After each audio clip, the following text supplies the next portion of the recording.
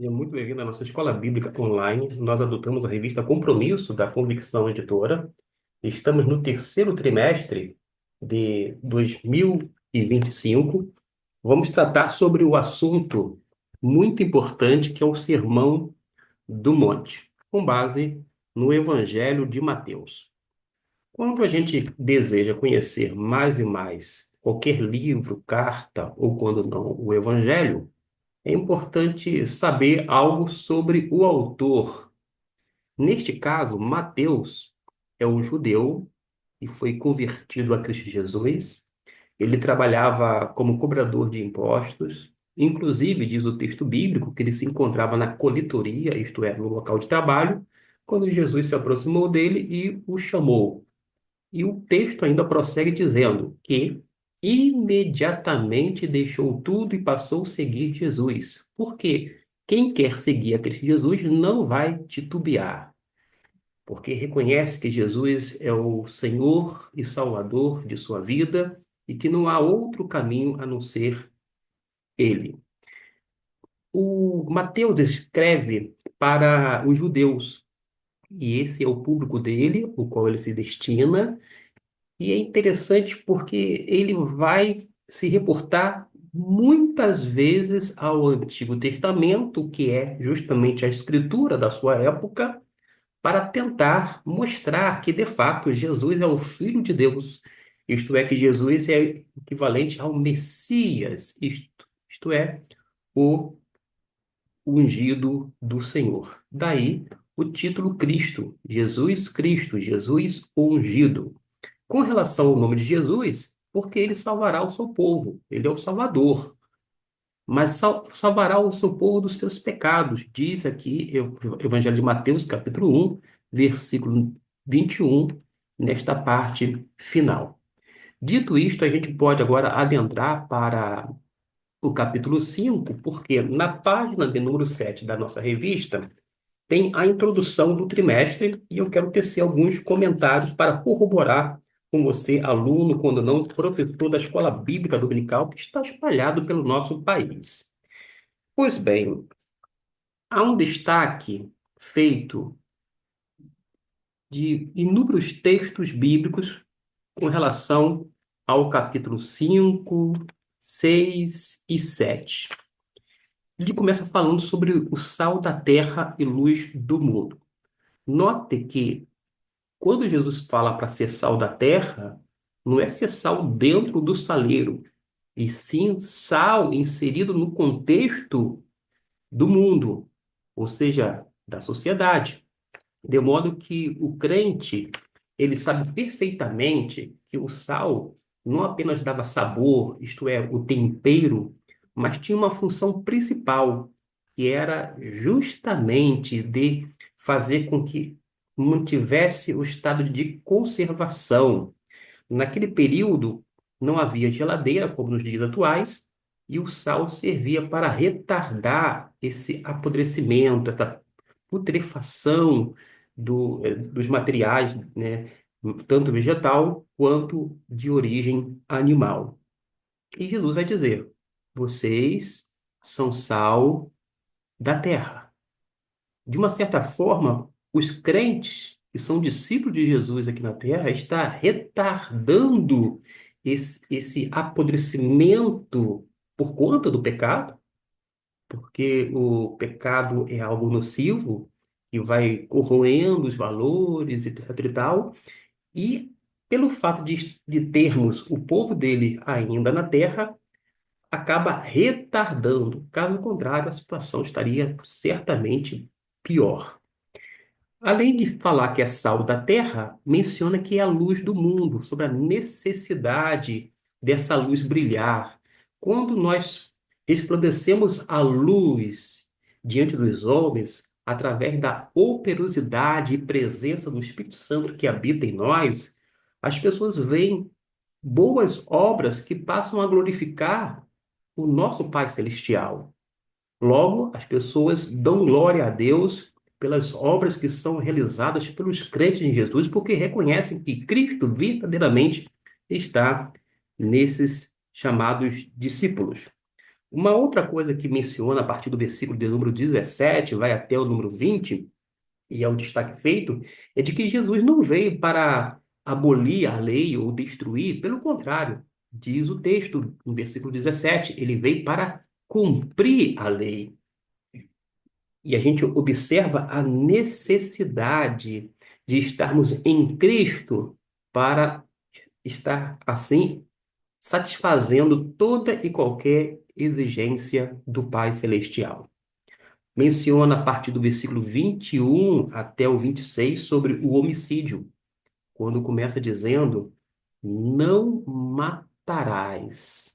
Assim como o adultério, este pecado, matar, ou melhor, assassinar, pode ser cometido independente de nós colocarmos o dedo no gatilho para matar alguém.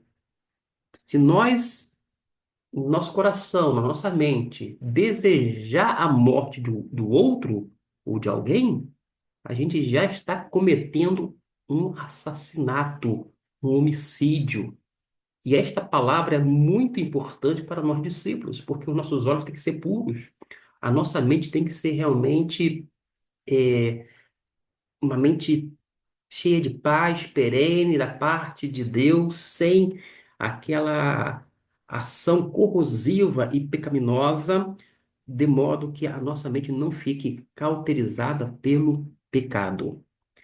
Prossegue depois dizendo sobre um outro item a respeito do adultério, versículo 27 até o 32, porque Jesus vai dizer, é, outra vez vai ao âmago do ser humano, dos seus pensamentos, onde ele apenas sonda tanto o adultério, a infidelidade, a prostituição, porque na verdade, meus irmãos, Jesus nos conhece por completo.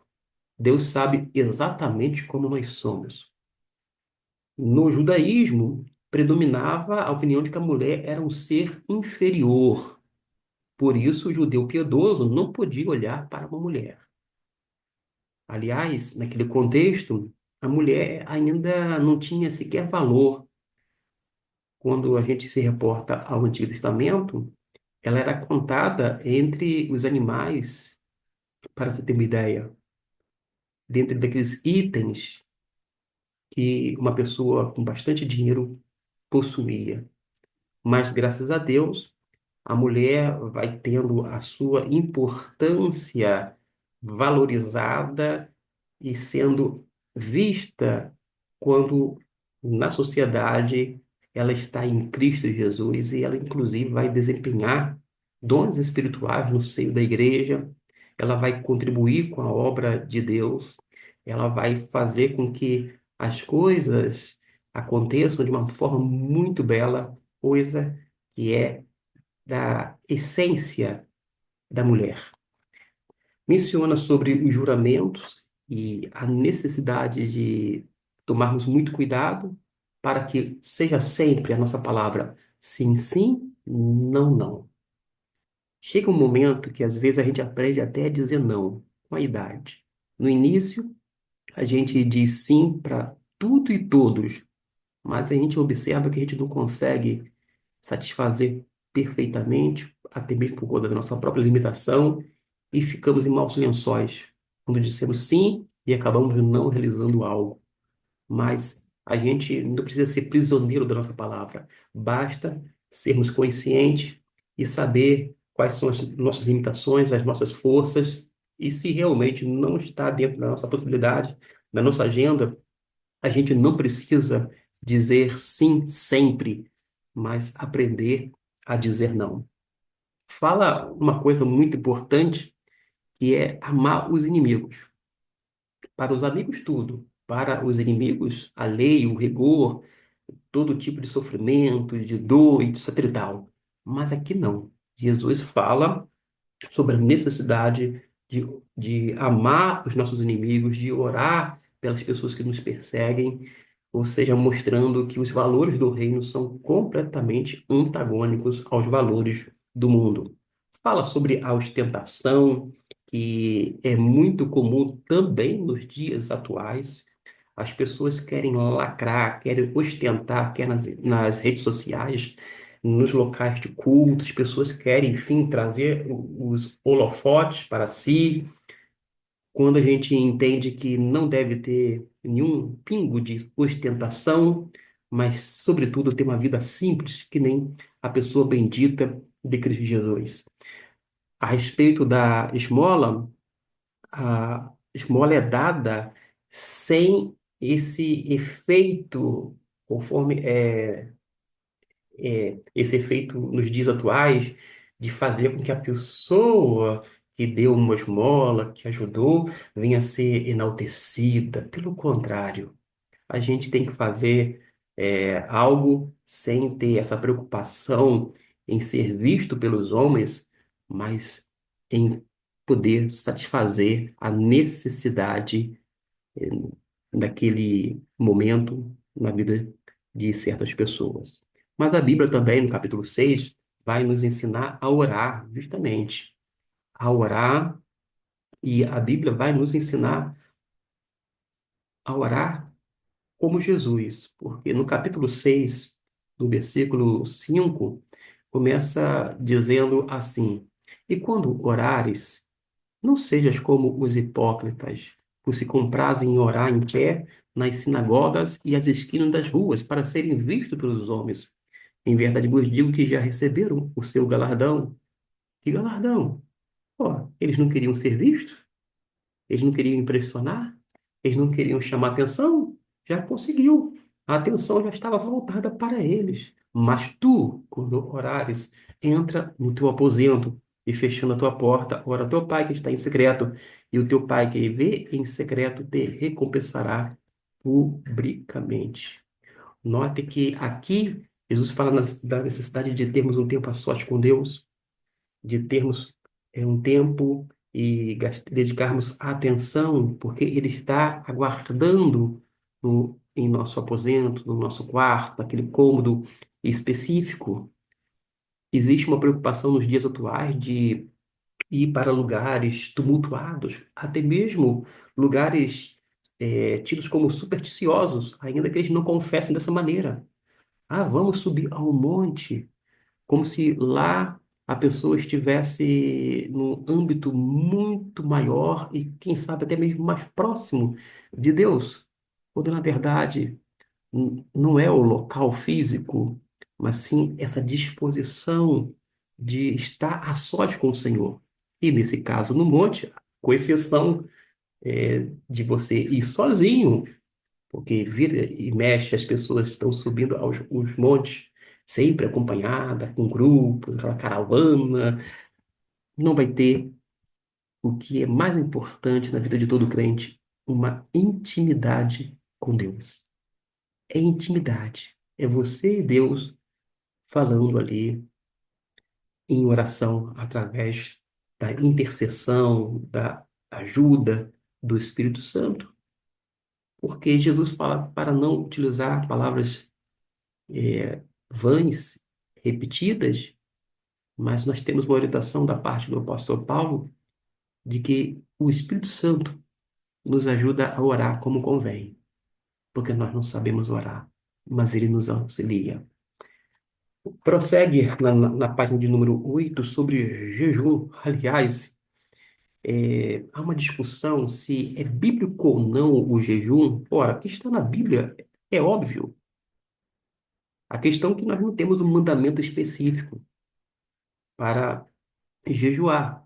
Mas todo aquele que desejar jejuar pode fazer, contanto que não haja, que nem alguns fazem nos dias atuais, bem como naqueles tempos antigos, de utilizar o jejum como uma barganha, tipo, um toma lá da cá. Eu jejuo e Deus me concede isto.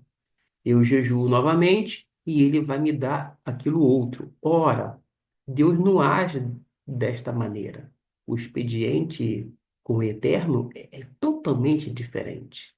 Agora, se você desejar jejuar, é você e Deus, para intensificar esse momento de comunhão através da leitura e oração para seu enlevo espiritual, que assim seja.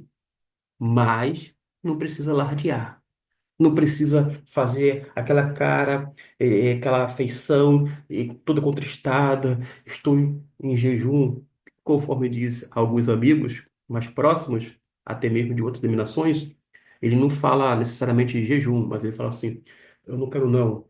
Quando é oferecido algum alimento, eu não quero não porque eu estou no propósito. Já entregou de bandeja aquela atitude que deveria ser pessoal, bem particular, isto é, íntima, quando, na verdade, acaba tirando todo esse propósito do jejum, porque, como eu já disse, o jejum não é para a gente fazer al- alcançar algo de Deus, ganhar, conquistar algo de Deus, não, em hipótese alguma.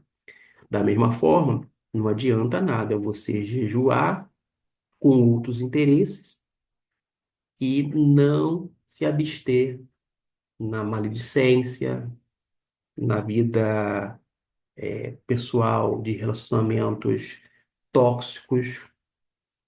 Não adianta você jejuar e ficar falando um monte de palavras torpes. Não adianta você jejuar e falar mal do seu irmão, falar mal da igreja, falar mal de tudo, e de todos. Não adianta esse tipo de jejum. Agora, se a gente tem que fazer obrigatoriamente uma espécie de jejum, é realmente se abstendo de todo o mal, e não apenas da aparência do mal, é deixando toda coisa perniciosa, nociva, prejudicial a nós, aos outros, à igreja, às pessoas, enfim, deixar de lado e não praticar. Fala sobre as riquezas e as preocupações com os bens materiais. Mateus capítulo 6, versículo 19 até o 34. Vale a pena ler, porque vai falar sobre os tesouros que estão no céu. Às vezes a gente acumula muita coisa aqui na terra, mas a gente não veio deste mundo sem nada e não vai levar absolutamente nada. E a gente não precisa ter essa preocupação em acumular cada vez mais e mais bens aqui na Terra, porque nós não temos o amor ao dinheiro, tampouco aos bens. O nosso amor deve estar, sobretudo, na pessoa de Deus. Em Deus nós temos que nos satisfazer, nos realizar como seres humanos e como seres espirituais que somos, porque nele nós vivemos, existimos e nos movemos. É o que nos diz a palavra de Deus.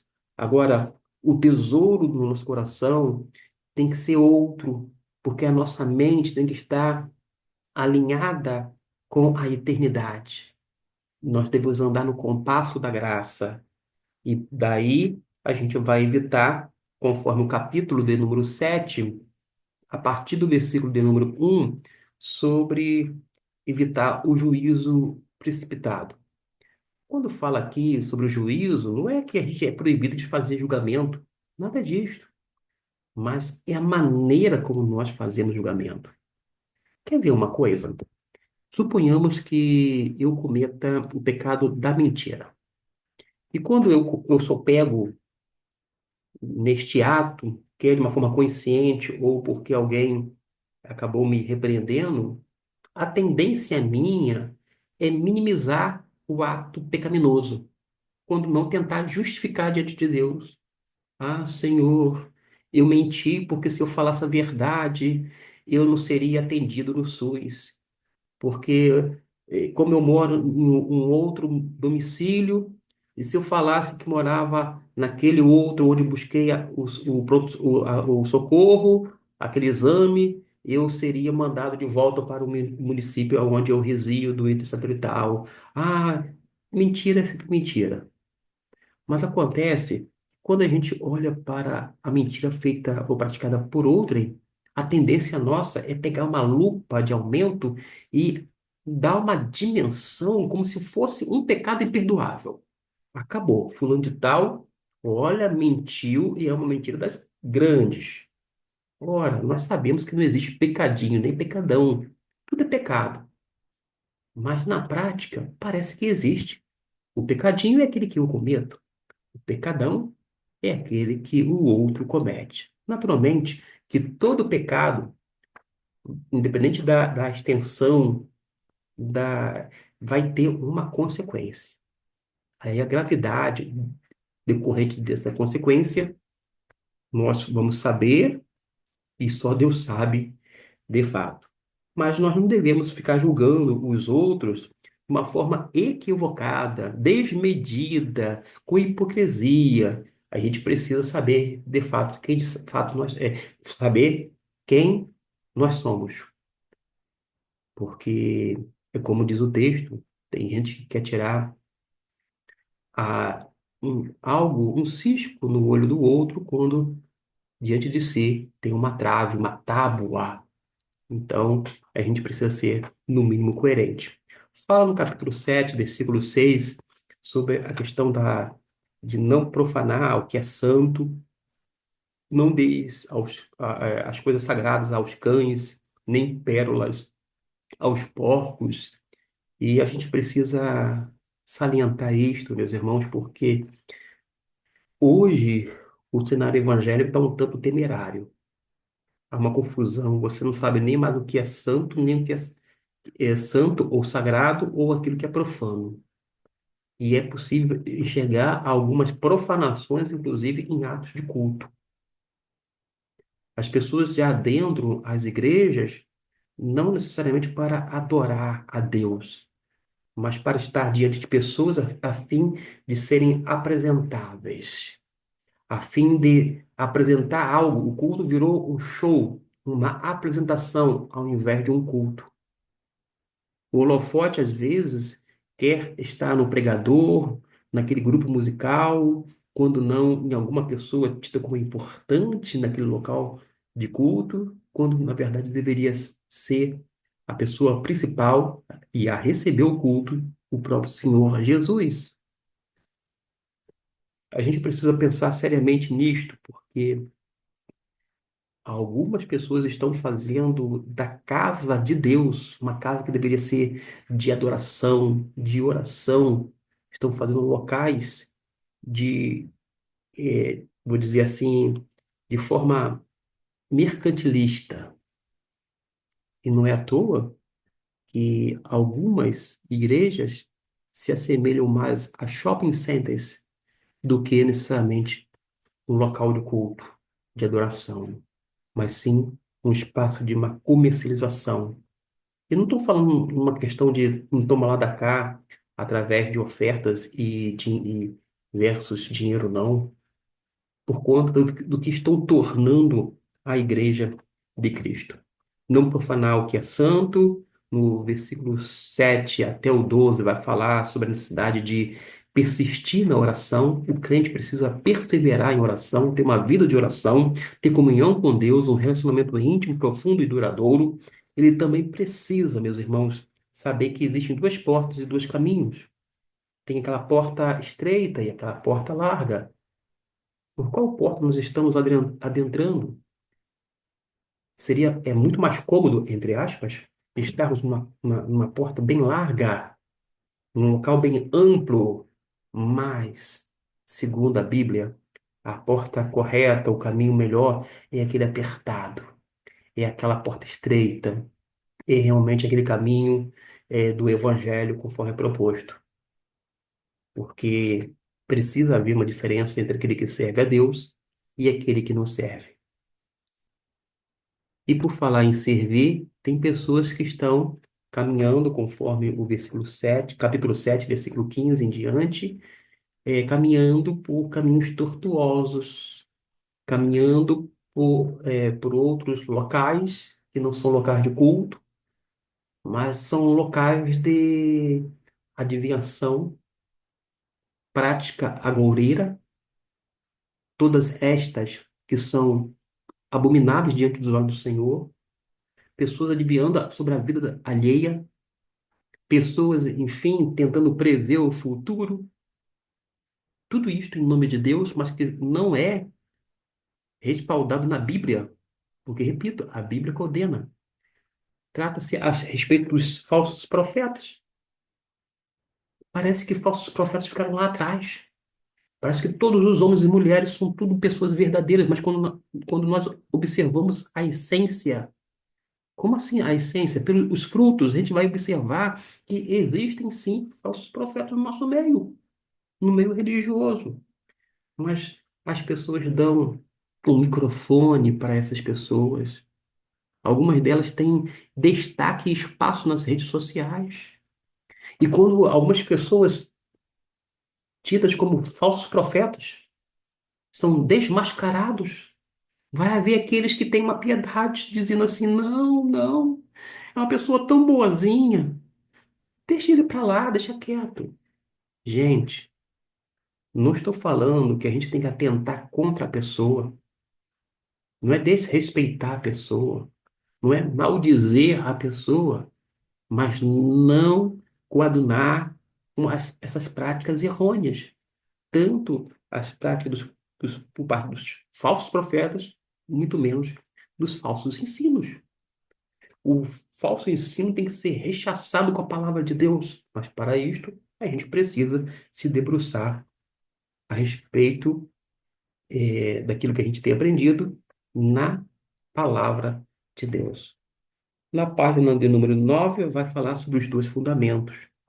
Jesus adverte que não basta apenas anunciar o nome de Deus, mas é necessário fazer a vontade de Deus para entrar no reino de Deus.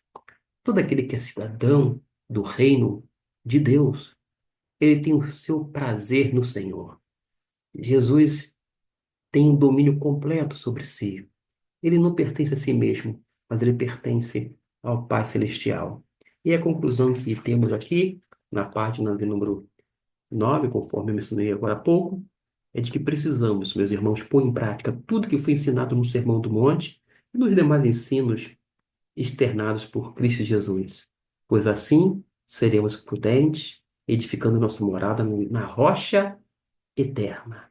E quando assim fazemos, nada poderá nos destruir, porque estaremos firmados na rocha que é Cristo. Com isso, nada nos abalará.